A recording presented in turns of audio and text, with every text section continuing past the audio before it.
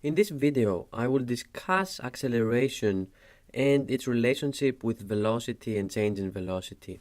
Okay. Acceleration is a very difficult concept, more difficult than the concept of velocity.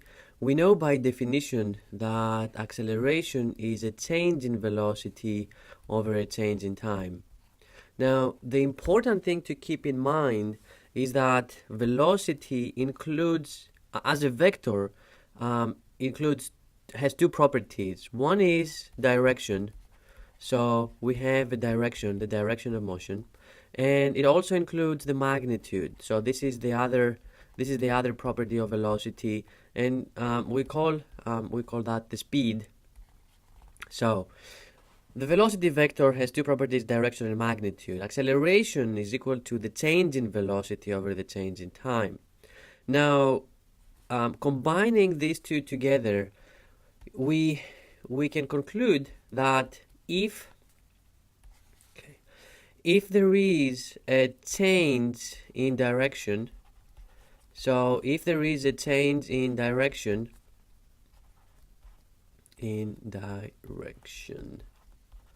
or if there is a change in magnitude of velocity, then we know that there is an acceleration. Or both, right? You could have a change in direction and a change in magnitude of velocity. Then we know that acceleration will not be zero, will not be the zero vector. Now, let me give you some examples. Let's say that you have an object that is moving on a straight line, and this is the initial velocity, and after some time, the final velocity is greater. The magnitude of the velocity is greater. It's speeding up. Now, this is your initial, this is your final. I know that to increase the speed of the object, there was a change in the magnitude. There was no change in the direction, but there was a change in the magnitude of velocity. Therefore, I know that I have an acceleration. And I will draw the picture again here. I'm gonna bring this v initial velocity vector here. So this is going to be my v initial.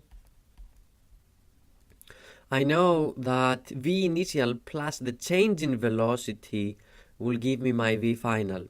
So my delta v is going to be this one.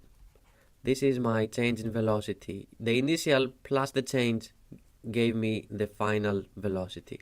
Now, take a look here at this equation right here, acceleration, delta v, delta t. Since I know that delta t is always a positive number, then this means from this expression right here that acceleration and delta v point in the same direction. So acceleration and delta v point in the same direction. I need to keep this in mind.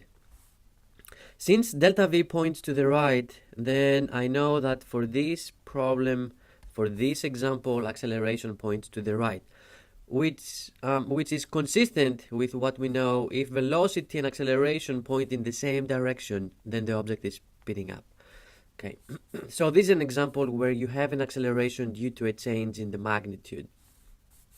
Now, let's do another example to see how we get an acceleration if you have a change in the direction.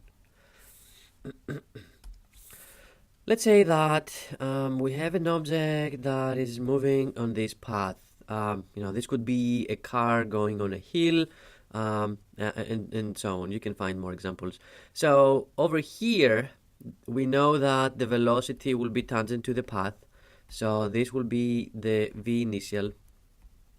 And over here, if we assume that we have a constant speed, we have a velocity vector that has the same length as before, but a different direction.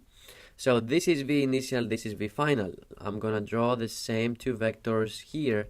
This is v initial, and this is the v final vector. Okay. Now,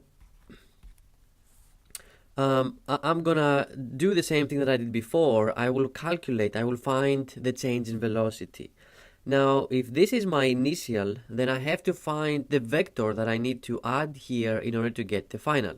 Okay, so if you go from here to here, then you need to go in this direction in order to get your final velocity. So this is going to be our delta V. Our delta V points in this direction. V initial plus your delta V will give you your V final. Now you can see here the change in velocity is not zero, and the reason why it is not zero is because you had a change in direction. The magnitude, your speed before and after was the same. So due to the change in direction, we have a delta V, which means we have an acceleration, and the acceleration points in the same direction as the change in velocity. So this is an example where you have an acceleration due to the fact that you have a change in velocity. Now, you can come up with a case where you have both a change in direction and a change in the magnitude. For example, here you have a slow speed, but here you have a larger speed. Then you would have to find delta V, and the acceleration would not be zero again in that case.